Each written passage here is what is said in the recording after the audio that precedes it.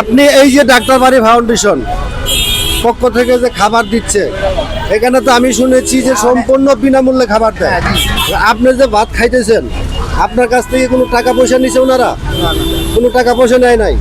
প্রিয় দর্শক, শুনতে পারলেন ওনার মতো মানে যারা ঢাকার শহরে দিনমজুরের কাজ করে থাকে, রিক্সা চালক, ঠেলা গাড়ি চালায়, মানে যে যেই কাজই করুক তাদের জন্যই কিন্তু এই ডাক্তারবাড়ি ফাউন্ডেশনের পক্ষ থেকে বিনামূল্যে খাবারটুকু দিয়ে থাকে।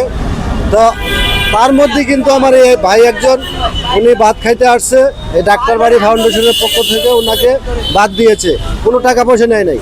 আজ এখানে দেখতে পাচ্ছেন আরও অনেক সারি সারিবদ্ধভাবে এই যে পাতিল, সকাল থেকে কিন্তু ওনারা বিনামূল্যে কিন্তু এই খাবারগুলো বিতরণ করার জন্য কিন্তু দেখুন এই যে এইভাবে অনেক সারি সারিবদ্ধভাবে এই পাতিলগুলো এখানে দেওয়া আছে।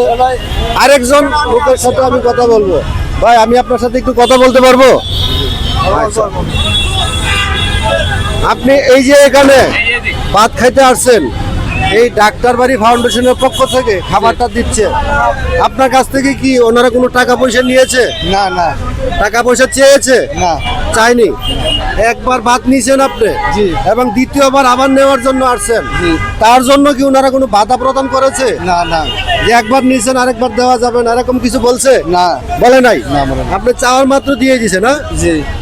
প্রিয় দর্শক, আপনারা অবশ্যই শুনতে পারলেন এই ডাক্তারবাড়ি ফাউন্ডেশনের পক্ষ থেকে এই যে রাস্তায় পথচারী, টুকাই, দিনমজুর যারা রয়েছে তারা কিন্তু এখান থেকে বিনামূল্যে খাবার খেয়ে যায় এসে। এবং আমি কয়েকজনের সাথে কথা বলে আমি যেতটুকু শুনতে পেরেছি, ওনারা কিন্তু এই কোনো টাকা পয়সাও চাচ্ছে না, এবং আপনি যতটুকু খেতে পারেন আপনি নিতে পারবেন। তবে একটি রিকোয়েস্ট থাকবে সবার কাছে, আমরা বিনামূল্যে খাবার পেয়ে যেন আমরা কোনো খাবার অপচয় না করি। কারণ একবেলা ভাতের জন্য কিন্তু আমরা অনেক কষ্ট, অনেক পরিশ্রম করি, অনেকেই চুরি, ছিনতাই, ডাকাতিও করে থাকে একমাত্র একবেলা ভাত খাওয়ার জন্য। তো এই ডাক্তারবাড়ি ফাউন্ডেশনের পক্ষ থেকে যেহেতু সুবিধা বঞ্চিত মানুষদের জন্য এই সুবিধা রেখেছে, তো আমি সবার কাছে একটি আবেদন করব, আপনারা যতদূর পারেন আপনারা খাবেন, কিন্তু খাবার কোনোভাবে অপচয় করবেন না। খাবার অপচয়কে কিন্তু আল্লাহ তাআলা পছন্দ করে না। তো এখানে অনেক স্টাফ রয়েছে এই ডাক্তারবাড়ি ফাউন্ডেশনের পক্ষ থেকে, ওনারা কিন্তু সেবা প্রদান করার জন্য ওনারা বসে আছে। তো আমি তাদের সাথে আমি একটু কথা বলবো। আসসালামু আলাইকুম ভাই। ওয়ালাইকুম সালাম। কি অবস্থা ভাই? কেমন আছেন আপনি? আলহামদুলিল্লাহ, ভালো আছেন। এই যে আপনারা ডাক্তারবাড়ি ফাউন্ডেশনের পক্ষ থেকে যে খাবারটা দিচ্ছেন, এগুলো মূলত কাদের জন্য নিয়ে আসছে? সব শ্রেণীর লোকেরা খাইতে পারবে, কোনো ভেদাভেদ নেই, সব শ্রেণীর লোকেরা মানে রাস্তার টুকায়, দিনমজুর, শিল্পপতি, সবাই, সব শ্রেণী, সব শ্রেণী সবাই খেতে পারে, সবাই। এবং কি বাসায়ও খাবার নিয়ে যেতে পারবেন, যদি আপনার বাটি বা কোনো একটা খাবারের নেওয়ার জন্য কোনো স্থান নিয়ে আসতে পারেন, নিয়ে যেতে পারবেন।